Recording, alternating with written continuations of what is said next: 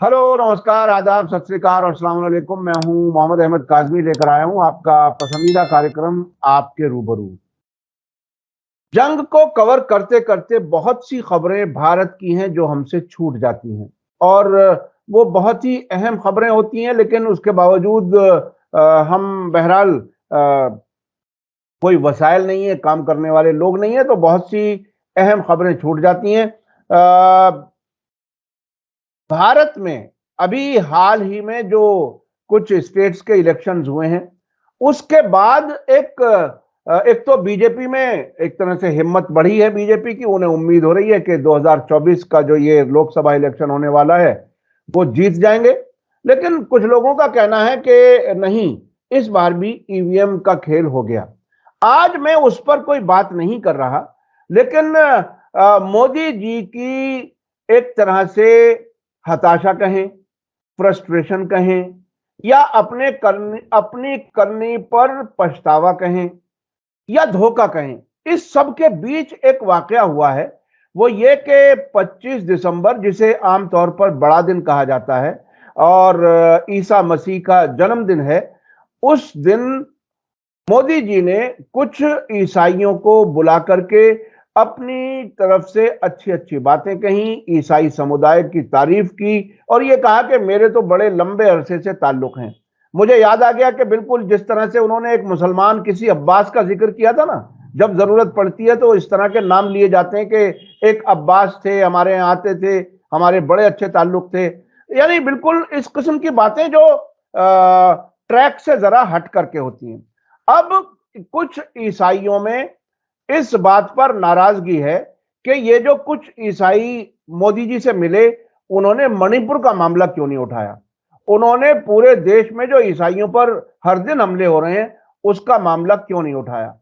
इस टॉपिक पर, इस सब्जेक्ट पर राम पुनियानी जी ने एक तफसील से, डिटेल से एक आर्टिकल लिखा है, जिसमें मोदी जी क्या कुछ सोच रहे हैं, क्या कुछ समझ रहे हैं, उस पर उन्होंने बात की है। इसलिए मैंने सीधे राम पुनियानी जी से बात करने का फैसला किया। राम पुनियानी जी, वेलकम है आपका। मीडिया स्टार वर्ल्ड को आप वक्त दे देते हैं, उसके लिए बहुत बहुत शुक्रिया। आप ये बताइए कि ये ईसाइयों पर डोरे डालने की जरूरत क्यों पड़ गई। मैं डोरे डालना इसलिए कह रहा हूं कि अभी मणिपुर ठंडा नहीं हुआ है। मणिपुर अभी भी ठंडा नहीं है। वहां रोजाना अब भी ईसाइयों के खिलाफ हमलों की खबरें आ रही हैं। लेकिन दिल्ली में अपने सरकारी रिहायश गाह पर कुछ ईसाइयों को बुला करके कुछ अच्छी अच्छी बातें कर लेना, क्या डेमोक्रेसी में इसी तरह की सरकार की जरूरत होती है, जिसमें लोगों के आंसू ना पोंछे जाएं और अपने मतलब की बात की जाए? आपको क्या लगता है? देखिए काज़मी भाई, पहले तो आपका बहुत शुक्रिया। और ये जो 25 दिसंबर को मोदी जी ने बहुत क्रिश्चियंस को बुला के प्यारी-प्यारी बातें कही, और वो सबसे अपना पुराना नाता तो जोड़ लेते हैं। और उन्होंने ये भी कहा कि ईसाइयों का बहुत योगदान है फ्रीडम स्ट्रगल में, देश की तरक्की में बहुत बड़ा योगदान है। पर ऐसा है कि एक ऐसा संस्था है, वो ऐसी संस्था के कार्यकर्ता हैं, जो एक ही साथ कई मुँह से बात कर सकता है, कई ज़बानों से एक साथ बात कर सकता है। और एक तरफ जैसे कहते हैं ना, हाथी के दांत दिखाने के और खाने के और, वो भी उसमें चलता रहता है। तो एक तरफ तो वो ईसाइयों के बारे में इतनी प्यारी-प्यारी बातें कह रहे हैं, दूसरी तरफ से आज ईसाइयों के हालात क्या हैं। तो देखिए कि अभी एक वादा न तोड़ो अभियान है, जो सरकार के वायदों का मॉनिटरिंग करता है। उसके हिसाब से उत्तर प्रदेश में आज रोज़ 2 ईसाई विरोधी घटनाएँ हो रही हैं। फिर दूसरा मैं आपको याद दिलाना चाहता हूँ कि एक दूसरी संस्था ने ये बात कही कि यूनाइटेड क्रिश्चियन फोरम ने एक डेटा निकाला था, जिसमें सन 2022 में पहले 7 महीनों में 302 घटनाएँ हुई थी क्रिश्चियंस के खिलाफ। फिर पीटर मचाडो और नेशनल सॉलिडारिटी फोरम और एक ने मिलकर सुप्रीम कोर्ट में याचिका डाली कि क्रिश्चियंस के खिलाफ ये जो हिंसा हो रही है, उस पे सरकार कार्रवाई क्यों नहीं कर रही। ये तो देश की बात हो गई। अब इंटरनेशनल आपको बात बताऊं तो इंटरनेशनली बात ये है, United states committee for international religious freedom, ये हर साल रिपोर्ट निकालती है, इसका सरकार से कोई लेना नहीं है, इंडिपेंडेंट बॉडी है जो मॉनिटर करती है। तो उसने बताया कि जो देशों में ईसाई लोग ज़्यादा असुरक्षित हैं, उसको वो कहते हैं countries of particular concern. Countries of particular concern, उसमें वो भारत उसमें है। यहाँ एक धार्मिक स्वतंत्रता नहीं है और ईसाइयों पे हमले होते हैं। और अंत में एक और है ओपन सोर्स, ओपन डोर्स, एक संस्था है, वो भी इस प्रकार के आंकड़े ला रही है कि पिछले 9 सालों में, 10 सालों में ईसाइयों पर होने वाली हिंसा किस प्रकार से बढ़ी है। अब थोड़ा फर्क बता दूं, ईसाइयों पे होने वाली जो हिंसा है वो एक बड़े रूप में आजकल नहीं हो रही कि जैसे दिल्ली के दंगे हो गए, मुजफ्फरनगर के दंगे हो गए, वैसे हुए थे, एक बार कंधमाल में हुए थे।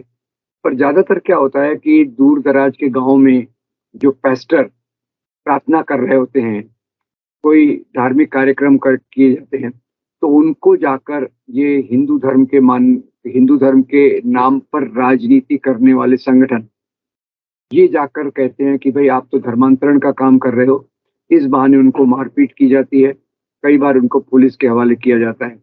और ये घटनाएं अगर आप देखें तो देश में लगातार होती रहती हैं, इसलिए कभी वो पेपर में हेडलाइन के रूप में नहीं आता। अखबार में, कुछ अखबारों में पिछले पेज पे छोटी सी एक आइटम आती थी कि 2 पेस्टर्स को अरेस्ट किया, 4 पेस्टर्स को मारा। इस प्रकार की प्रार्थना सभाओं का पूरा देश में हाल है। तो इन्होंने जो प्रोपेगेंडा किया हुआ है कि ईसाई मिशनरी लालच देकर, धोखेबाजी से, जबरदस्ती से धर्मांतरण कर रहे हैं, ये इनका एक स्टैंडर्ड पैटर्न है। और जैसे आपने बिल्कुल सही याद दिलाया कि आज जब प्रधानमंत्री मोदी इस प्रकार की बड़ी-बड़ी बातें कर रहे थे, तो उसी समय अभी मणिपुर में हिंसा होते हुए तो 7 महीने हो गए हैं। अगर उनको ईसाइयों के बारे में थोड़ी भी चिंता होती, तो मणिपुर में करीब 100 चर्चेस को जलाया गया है और जो भी ज़्यादा नुकसान हुआ है जान-माल का, वो ईसाइयों का हुआ है। तो ये एक प्रकार से, क्योंकि अभी चुनाव आने वाले हैं, तो मोदी इनको, इनके एक तबके को बोलना चाहते हैं, भाई मैं तो आपके साथ हूँ, आपके लिए ही हूँ। ये एक चुनावी राजनीति का भाग है। इसमें वैसे इनकी जो विचारधारा है, इनकी विचारधारा तो हिंदू राष्ट्र की विचारधारा है, जिसमें मुसलमान और ईसाई विदेशी माने जाते हैं। तो उसके चलते ये एक तरफ से समाज में इस प्रकार की एक्टिविटीज़ होना, जिस पे उनकी प्रताड़ना हो, परसिक्यूशन हो, एक तरफ वो होगा और दूसरी तरफ उनके कुछ तबकों को अपनी तरफ लाने की कोशिश की जाएगी, जिसको कहते हैं ऑप्टिक्स। ऑप्टिक्स यानी क्या क्या दिखाई देता है, दिखाई देने में ये उनके साथ हाथ मिलाना चाहते हैं, बताना चाहते हैं कि हम आपके साथ हैं। ये उन्होंने मुसलमान तबकों के साथ भी कई बार किया है, वो वह अलग बात है, वो अलग टॉपिक है। और इस टॉपिक पे मैं, उनकी तो राय बिल्कुल क्लियर है। और इसी इसी को लेकर, क्योंकि ईसाई देश में केवल 2.3% है। ये 2011 का जनसंख्या गणना आपको मैं बता रहा हूँ। और ये 2.3% है, उसके भी मैं थोड़ा-सा बता ही देता हूँ पूरा विस्तार में कि 1971 1971 में क्रिश्चियंस की पॉपुलेशन थी 2.6%, 2.6%। और 2011 में ये हो गई है 2.3%। तो हुआ ये है कि ये जो प्रोपेगेंडा इनका स्ट्रॉन्ग है, इसी के चलते सबसे पहले तो आप देखिए 1980 के डिकेड से, 1980s के डिकेड से ये बातें चालू हुई। और आदिवासी क्षेत्र में जैसे गुजरात में डांग हो गया, मध्य प्रदेश में झाबुआ हो गया, ओडिशा में केओंझर, मनोहरपुर हो गया। इन जगहों पे कई वीएचपी के बड़े-बड़े लीडर्स ने अपने आश्रम खोले। स्वामी लक्ष्मणानंद उसमें से एक थे। फिर आसाराम बापू के फॉलोअर्स एमपी में काम करते थे। स्वामी असीमानंद गुजरात में काम करते थे। तो इन्होंने अपने आश्रमों के माध्यम से ईसाइयों के खिलाफ नफरत फैलाने का काम किया। और उसके बाद इनके खिलाफ दंगे होने की शुरुआत हुई। और उसमें सबसे भीषण दंगा तो मैं आपको बताऊं जो हुआ, वो 1999 में हुआ। दंगा नहीं, ये घटना थी कि पास्टर ग्राहम स्टेवर्ट स्टेन्स, ये केओंझर में काम करते थे और एक गांव में वो प्रार्थना के लिए आए थे। प्रार्थना के बाद वो खुली जीप में सो गए। उनके साथ उनके 2 बेटे थे, तिमोथी और फिलिप।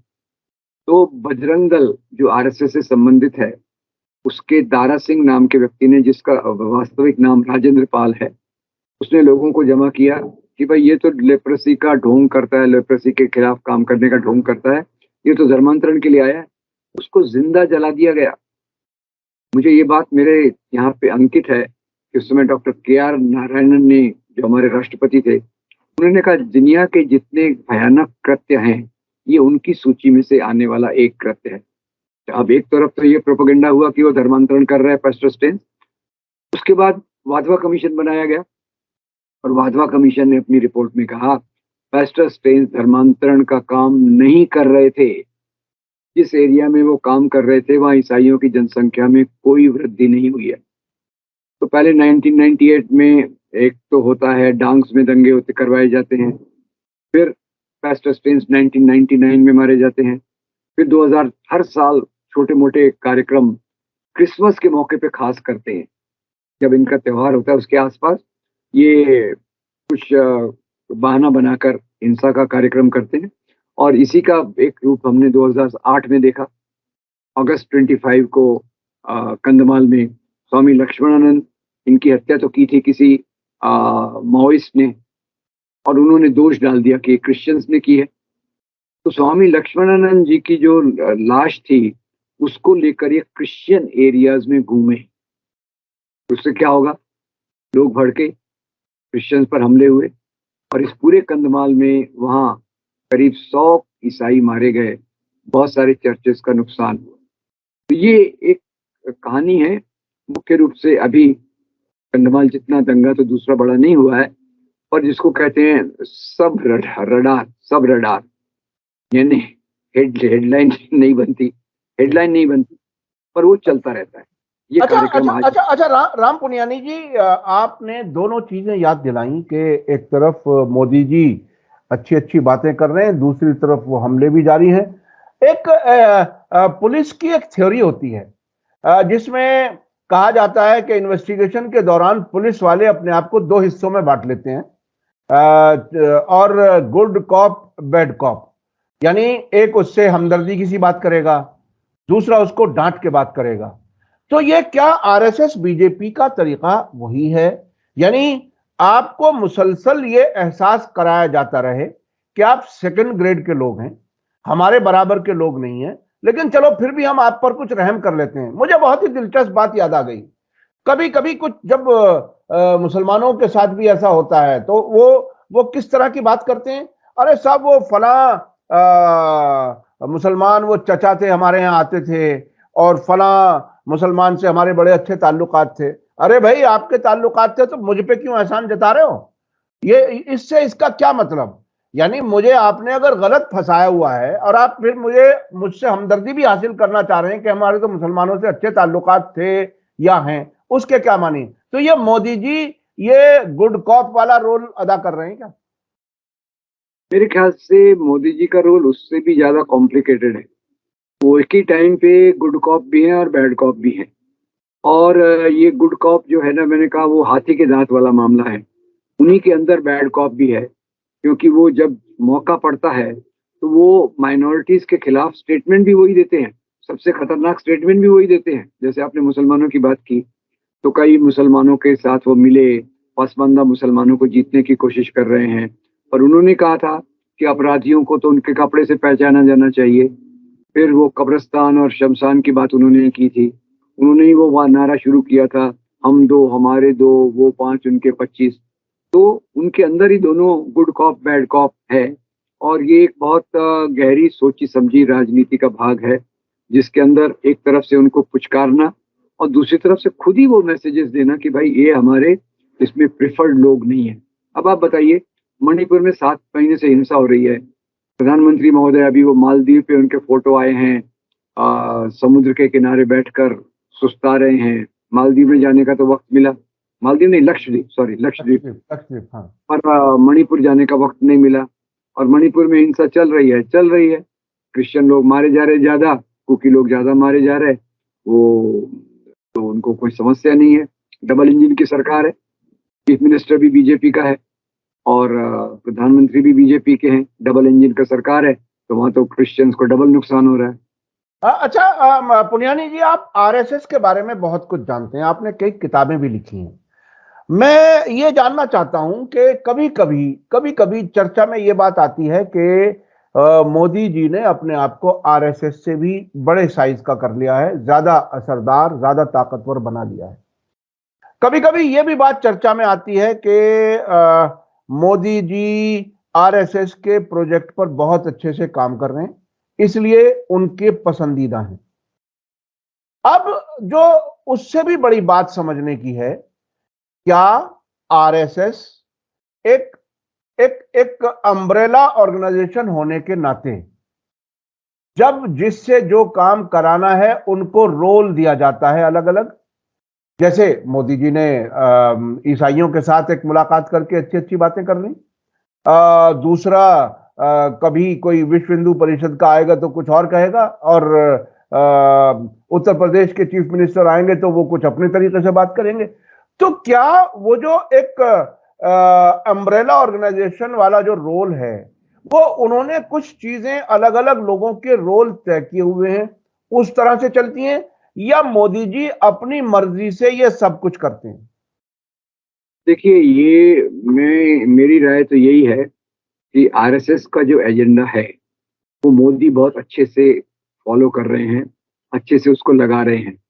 इसलिए आरएसएस को मोदी के कद के बढ़ने से कोई तकलीफ नहीं है।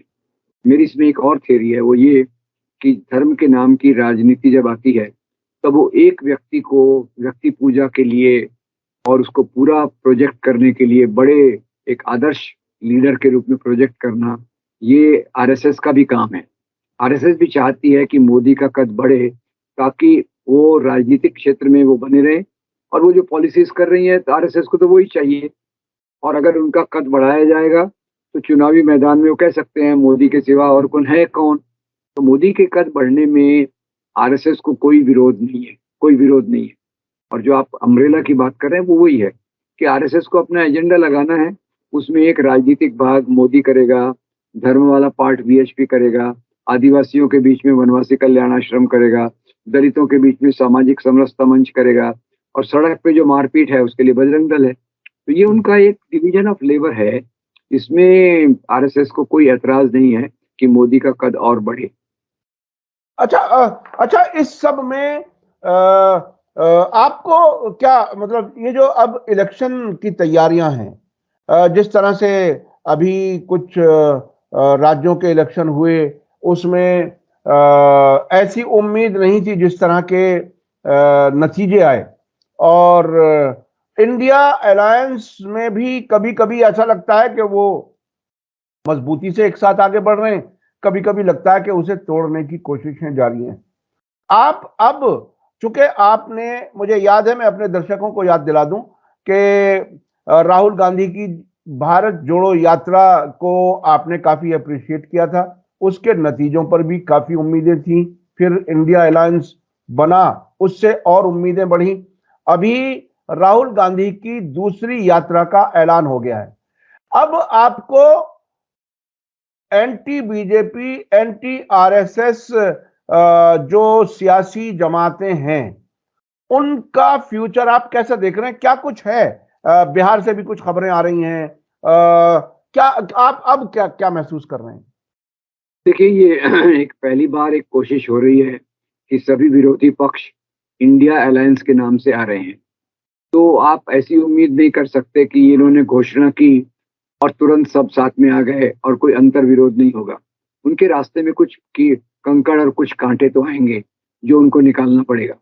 तो जो बीच में कंकड़ और काँटे दिख रहे हैं, मुझे लगता है मेरा अपना अंदाज़ है कि ये कंकड़ और काँटे उनके रास्ते वाले, ये ठीक हो जाएँगे और उनमें क्योंकि एक प्रतिबद्धता है, एक कमिटमेंट ये है कि हमको संविधान को बचाना है और देश में जो धर्मनिरपेक्षता खत्म हो रही है, उसको ज़िंदा रखना है। तो इसलिए ये क्योंकि बड़ा कारण है, तो छोटा जो कारण है सीट एडजस्टमेंट और एक आध मुद्दे पर मतभेद, वो मेरे ख़्याल से इसके रास्ते में आ जाएगा। तो मैं बहुत उम्मीदवार हूँ, मुझे बहुत उम्मीद है कि इंडिया अलायंस बहुत मज़बूती से काम करेगा और अभी राहुल गांधी ने जो भारत जोड़ो न्याय यात्रा का घोषणा की है, वो एक बहुत सकारात्मक कदम है क्योंकि आपको एक लंबी लकीर खींचना पड़ेगा। आप केवल आरएसएस के मुद्दों पे आरएसएस का मुकाबला नहीं कर सकते, ये बात याद रखिए। कि आप राम मंदिर के मुद्दे पे आरएसएस का मुकाबला नहीं कर सकते, गाय के मुद्दे पे हम आरएसएस का मुकाबला नहीं कर सकते। वो भावनात्मक भावनाएं जब जाग गई तो फिर उसका कोई इलाज नहीं होता। तो उसमें तो एक बड़ा गोल, बड़ा लक्ष्य, बड़ा उद्देश्य सामने रख के देश के लोगों तक जाना पड़ेगा। आप उन्हीं के डिबेट में फंसे रहेंगे तो उन्हीं की सफलता है, उन्हीं की सफलता है। अभी मेरे ख्याल से ज्यादा जरूरत इस बात की है कि भारत जोड़ो न्याय यात्रा में कौन से मुद्दे उठाए जाएंगे जिससे लोग इसके साथ आए, जिससे लोग अपने भूखे पेट को देख सकें, बेरोजगार बेटे को देख सकें, बेरोजगार बेटी को देख सकें और बेटियों पर होने वाले अत्याचारों को देख सकें।